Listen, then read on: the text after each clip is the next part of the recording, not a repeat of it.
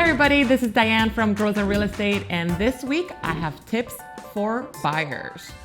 Something that buyers always want to know is how much home can I afford? Well, I think you should do a quick Google search and check out NerdWallet.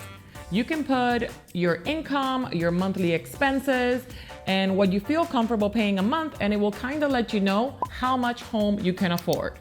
200,000, 300,000, it'll give you a good idea.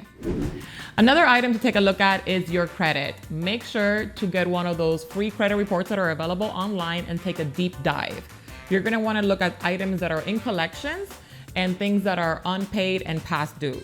It's important to resolve as many of those items as possible before applying with a mortgage broker. And another important item is to make sure you let your accountant know that you're planning on buying a home in the next year or two. You wanna make sure that your taxes were done correctly.